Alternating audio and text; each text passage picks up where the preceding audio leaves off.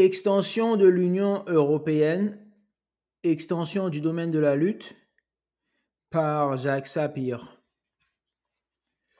Contributeur régulier de Front populaire, l'économiste Jacques Sapir, qui partage avec Michel Onfray et Michel Houellebecq une commune aspiration au Frexit, montre comment la construction européenne a fini par déconstruire la démocratie française. La nature des débats suscités par l'Union européenne s'apparente depuis une quinzaine d'années à une forme de guerre de religion qui semble séparer les Français en deux camps irréductibles figés dans leur mutuelle détestation.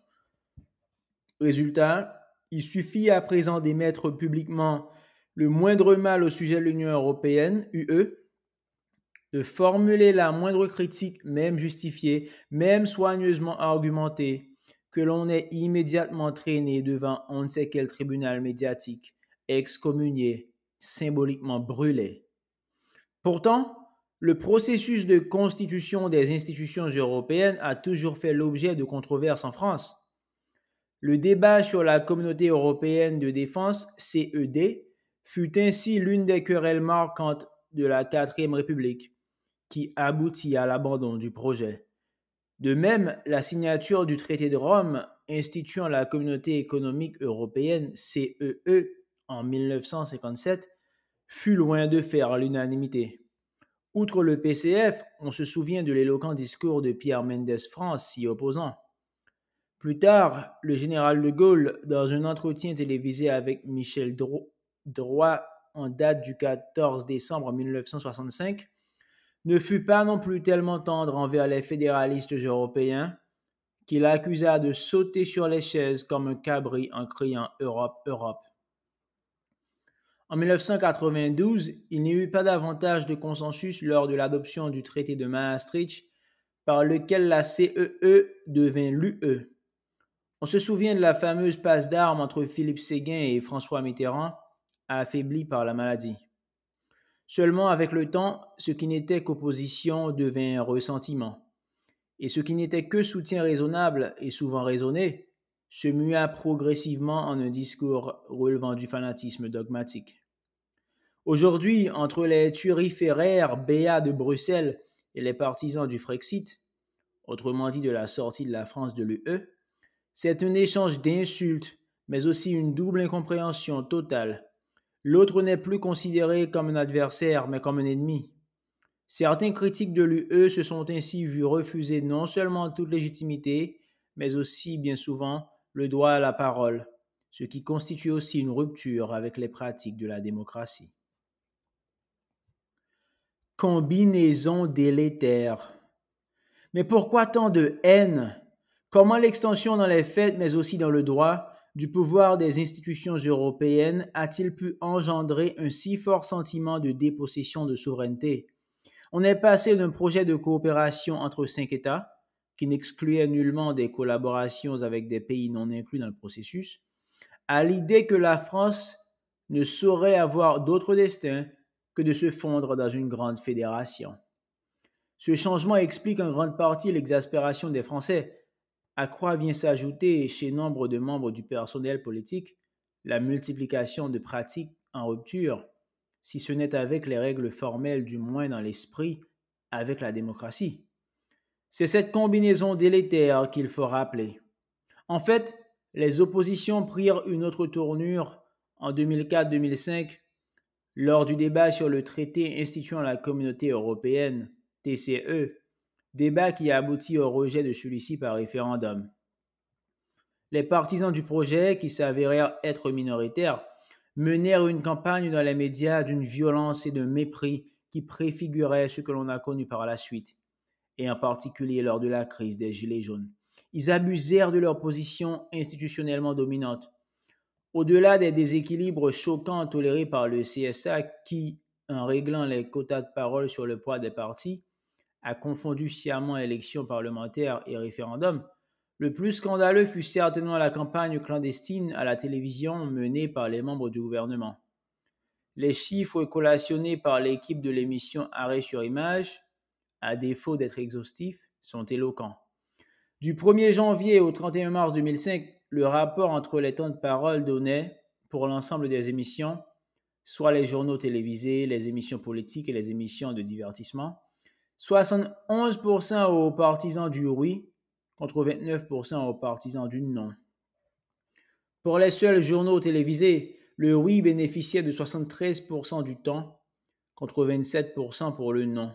Mais surtout, ce fut le contenu et la forme de ces interventions dégoulinant de mépris qui contribuèrent largement à durcir par la suite la nature des débats sur l'Europe. À preuve, l'usage permanent par les partisans du oui de la notion de pédagogie. Ce terme est extrêmement dangereux quand il s'agit d'un débat politique. La pédagogie a sa place dans une relation enseignant-enseigné. Elle est hors de propos en démocratie. Prétendre, comme l'ont fait plusieurs partisans du oui, qu'ils instruisaient les masses en présentant leurs arguments, revient à considérer le non comme une opinion infantile et donc à dénier à ceux qui votent non le statut de citoyen. Le vocabulaire des partisans du oui trahissait ainsi leur imaginaire. Ils ne se concevaient pas comme porteurs d'une simple opinion, qui peut être juste ou fausse, mais qui est par nature toujours discutable, mais comme détenteurs uniques d'une vérité absolue. On disait de ceux qui émettaient des doutes qu'ils n'avaient compris ni le texte ni son contexte. On était catalogués fauteurs de guerre, xénophobes et populistes.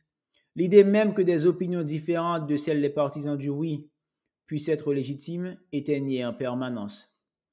Aux opposants, on refusait jusqu'à l'intelligence et la dignité. La campagne pour le référendum du 29 mai 2005 a été exemplaire d'une dérive antidémocratique où se sont exprimées les représentations et l'inconscient d'une élite médiatique en guerre contre les classes populaires. Les formules et les figures de rhétorique employées illustrent bien cette nouvelle trahison des clercs et l'organisation d'un discours de la haine et de la culpabilisation. Ceci a été remarqué et analysé en d'autres lieux. Les désastreuses années 1980 ou le LEG maudit du mitterrandisme. Comment sommes-nous arrivés là? La construction européenne est passée, on l'a dit, d'un débat sur des compromis, bons ou mauvais, et sur des institutions à un débat de nature religieuse où l'on prétend mobiliser des valeurs dites fondatrices en défense d'un processus politique. Cette transformation peut être datée. Elle prend ses racines dans le premier septennat de François Mitterrand et en particulier dans les années 1981 à 1985. Ce fut à cette époque que le Parti socialiste, nouvellement rallié à la rigueur, 1983, et plus tardivement au principe de la privatisation, abandonna le socialisme et plus généralement l'idée d'une transformation sociale substantielle. Ce faisant, il ouvrait une crise d'identité dans la gauche non communiste qui faisait écho à celle que connaissait le PCF depuis l'écrasement du printemps de Prague, 1968, et qui avait été ravivée par l'intervention soviétique en Afghanistan et la crise politique en Pologne avec la naissance du syndicat indépendant Solidarność, crise qui portait en germe l'effondrement de la sphère de domination soviétique en Europe et donc du modèle servant de référence à ce parti. Mobiliser les cœurs. C'est dans ces années 1980 que la construction européenne qui avait, il convient de le rappeler, toujours figuré au programme du Parti socialiste et de son ancêtre, la SFIO, fut promue comme l'utopie réaliste ultime, celle qui devait mobiliser les esprits et les cœurs à la place du socialisme. En fait, de manière souterraine, cette idée était déjà à l'œuvre dans l'esprit de François Mitterrand dès son élection en 1981. C'est en effet au nom de la construction européenne qu'il se refusa à réaliser l'importante dévaluation du franc qui était nécessaire et qu'il s'opposa aux mesures protectionnistes qu'une partie du gouvernement de Pierre Mauroy demandait. C'est toujours au nom de cette construction européenne qu'il soutint le chancelier allemand Helmut Kohl dans son fameux discours au Bundestag en 1982 et qu'il enclencha le processus qui devait conduire à l'acte unique européen. L'acte unique européen se fixait officiellement pour objectif l'achèvement du marché intérieur de la CEE en proclamant l'effectivité des libertés commerciales accordées en droit depuis 1957, mais soumises à de nombreuses restrictions négociées à la demande des États. Cet achèvement devait devenir effectif à la fin de 1992. À la suite de différents rapports Thorne sur la réforme de la politique agricole commune et des procédures budgétaires, rapport Delors, et de projets divers comme celui des anciens ministres allemands et italiens Genscher et Colombo, d'aboutir à un engagement conduisant à une future Union européenne, l'acte unique prit forme. La Commission prévoyait ainsi l'adoption d'environ 300 directives visant à démanteler les barrières politiques et fiscales, faisant obstacle à la libre circulation des marchandises, des services, des capitaux et des personnes. Elle introduisait aussi une procédure de décision sur les sujets concernant l'harmonisation des règles du marché intérieur, désormais constituée par les pays de la CEE par un vote à la majorité qualifiée des États membres, alors représentés lors des réunions du Conseil des ministres pour les communautés européennes, à l'exclusion des questions fiscales et sociales. Ce point est important. Il empêche un pays de s'opposer à ces changements de règles et signifie que chaque pays a, individuellement, perdu le contrôle sur les règles régissant le commerce et la finance. Au-delà, le passage du vote à l'unanimité à celui à la majorité qualifiée, qui fut présenté comme une formalité technique visant à simplifier des débats, était lourd de conséquences. Il signait le glissement d'une alliance de pays, dans laquelle la souveraineté de chacun doit être respectée et où nul ne peut être contraint, à une logique réellement fédérale, comme ce qui existe aux États-Unis ou en Allemagne. Il convient alors de revenir sur ce qu'impliquent ces 4 libertés que l'on entendait faire prévaloir dans le cadre de l'acte unique. On y trouve la libre circulation des marchandises et des services. En dépit de la suppression des droits de douane en 1968, il existait encore d'importantes et nombreuses barrières dites non tarifaires. Les États conservaient encore des pouvoirs discrétionnaires importants. 4 séries de mesures marquèrent la primauté du grand marché et changèrent de manière considérable les règles au sein de ce qui n'était encore que la CEE. La suppression des entraves techniques par le biais de ce que l'on désignait comme l'harmonisation européenne, un alignement de fait sur le moins-disant, et de la reconnaissance mutuelle du principe selon lequel un État membre ne peut refuser un bien de notre État, sauf pour des raisons basées sur le principe de précaution. Par exemple, la crise de la vache folle à partir de 1996. La suppression des obstacles douaniers avec l'abandon des formalités douanières, fiscales et sanitaires à la frontière. De fait, chaque pays était contraint de faire confiance dans la capacité de ses partenaires à contrôler les biens provenant hors de l'espace de la CEE pour s'assurer qu'ils ne contrevenaient pas aux règles internes de la CEE. Ce principe conduisit à un relâchement général des règles, l'ouverture des marchés publics et l'interdiction qui s'ensuit de mettre en place des mesures de politique industrielle, à l'instar de ce qui était pratiqué aux États-Unis et au Japon. Le principe de libre prestation couvrant les domaines des banques, des assurances, de la finance et des transports, instituant alors une concurrence sans limite dans ces domaines, et la liberté pour une entreprise de s'installer dans le pays de son choix. Ce point est important car il portait en lui la destruction programmée des services publics et il ouvrait l'espace constitué par les pays de la CEE à la finance, tout en favorisant ce que l'on appelle les délocalisations internes dans le cadre de la CEE. L'acte unique préfigurait donc le cadre de la future Union européenne. Il signait la fin des politiques économiques et industrielles nationales sans que ces dernières soient remplacées par des politiques communautaires équivalentes. Et pour cause, les auteurs de l'acte unique sont des idéologues convaincus que le marché, la fameuse concurrence libre et non faussée, va s'avérer bien plus efficace que l'action des États.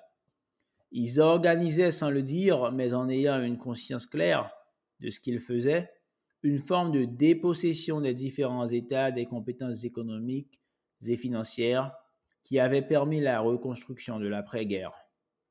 De ce point de vue, on peut considérer que l'acte unique a constitué une contre-révolution massive, s'attaquant aux institutions nationales qui avaient été au fondement du consensus social des années 1950 aux années 1970.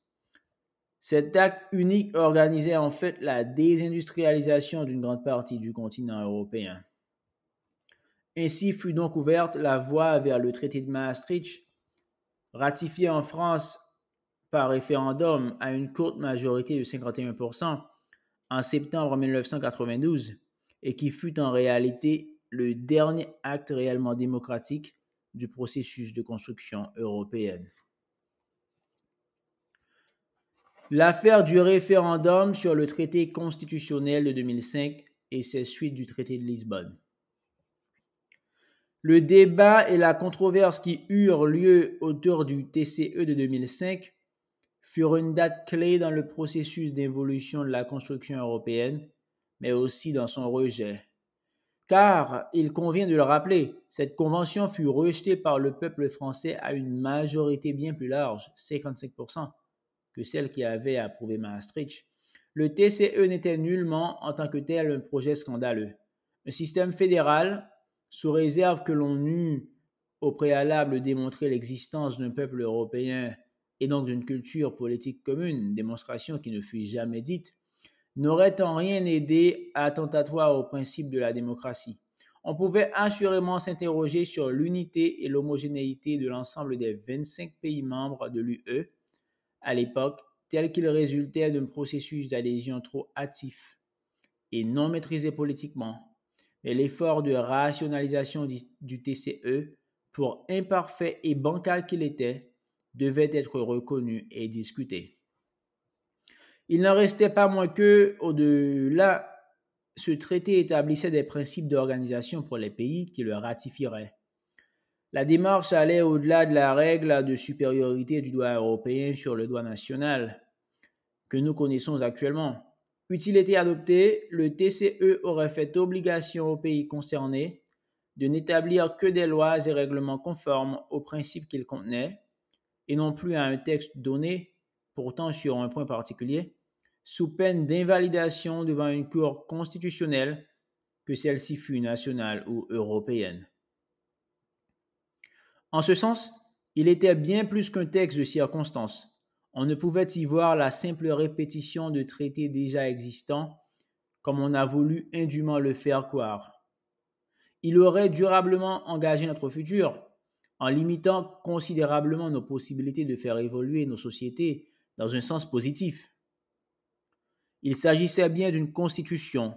Ce n'était pas un ensemble de lois, mais un ensemble de principes disant comment faire les lois.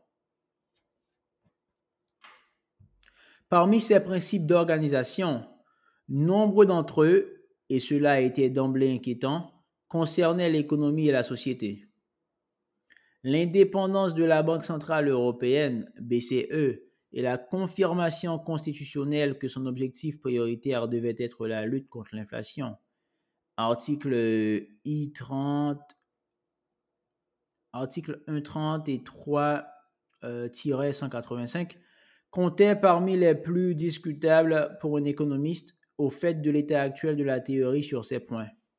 Plusieurs travaux scientifiques ont en effet montré que la priorité donnée à l'objectif anti-inflationniste est dangereuse et qu'une inflation trop faible est néfaste à la croissance et au plein emploi, mais il avait été oublié par des constituants dépourvus de toute légitimité.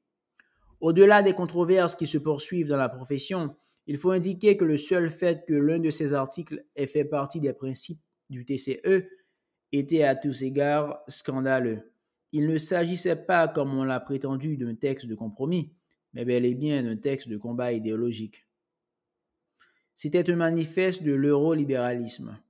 Le fait que le titre 3 du TCE érige la concurrence en principe structurant n'était pas moins grave pour l'économiste comme pour le citoyen, même s'il fallait bien reconnaître qu'un grand pas dans cette funeste direction avait été fait avec l'acte unique. Des économistes de grand renom avaient démontré la fausseté de cette vision.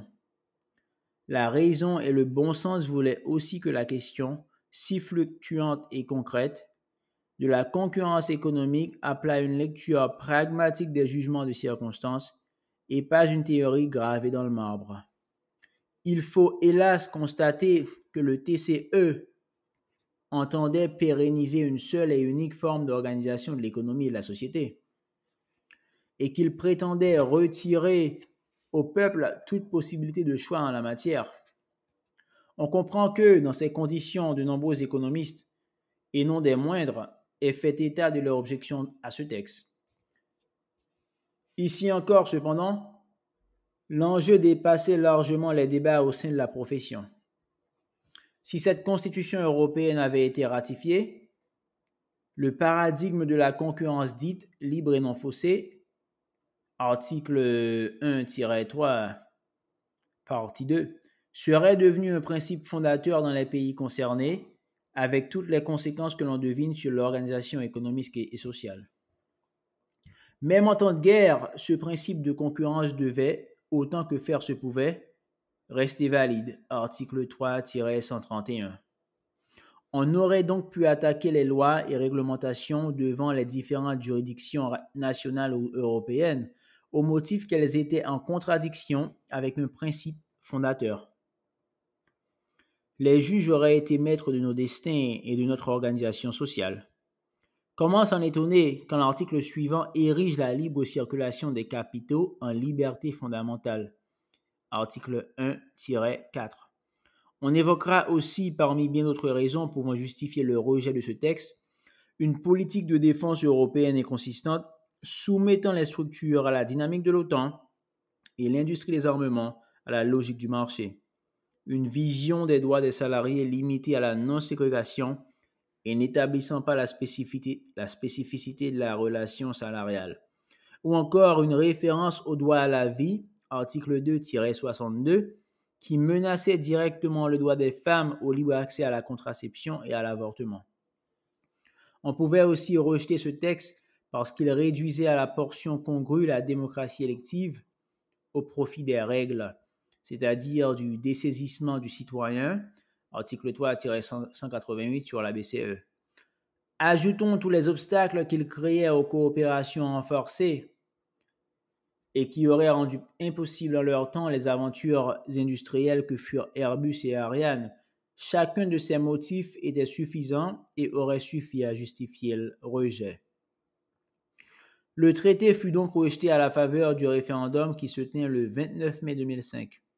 Mais les élites françaises et européistes ne l'entendaient pas de cette oreille et organisèrent l'un des plus grands dénis de démocratie que l'on ait connu dans la France depuis 1945. L'adoption de la majorité des dispositions rejetées lors de ce référendum par le traité de Lisbonne, convention qui fut validée par le Congrès à la suite d'un accord entre Nicolas Sarkozy et François Hollande, qu'il convient d'associer dans le légitime opprobre que cette manipulation suscita. C'est ce déni de démocratie qui explique le durcissement brutal du débat, outre le fait que les partisans de l'adoption du TCE ne renoncèrent à aucune bassesse, n'épargnèrent aucune humiliation à leurs adversaires, contribuant ainsi largement à créer les conditions d'un débat antagonique où priment désormais les relations amis-ennemis. De la post-démocratie sous l'empire de l'Union européenne. Dans les 15 ans qui nous séparent désormais de la honteuse ratification du traité de Lisbonne, les sombres prémices de ce texte et de ses prédécesseurs immédiats se sont transformées en catastrophiques récoltes. Les règles et règlements émis par l'UE et par son appendice l'eurozone se sont imposés ou ont été imposés à un nombre croissant de pays. Ces derniers ont, ce faisant, perdu, lambeau par lambeau, des pans entiers de leur souveraineté. Ce qui ne leur avait pas été enlevé par l'UE le fut par l'euro, qui les prive de souveraineté monétaire. La politique économique sous ces trois aspects, politique budgétaire, politique monétaire et politique structurelle, devient la servante des injonctions communautaires. Ceci est un fait. L'Union européenne, une structure de type impérial. Mais au-delà de ce fait, c'est la démocratie elle-même qui est en danger, avec la concentration de pouvoir entre les mains de dirigeants désignés sans contrôle démocratique. On se rappelle comment l'Eurozone et l'UE traitèrent la Grèce en 2015, forçant un gouvernement légalement élu, appuyé par un référendum qui avait largement été gagné, à capituler devant les exigences de Bruxelles et Francfort. Cet épisode a montré à tous ceux qui voulaient bien le voir que nous sommes entrés en post-démocratie.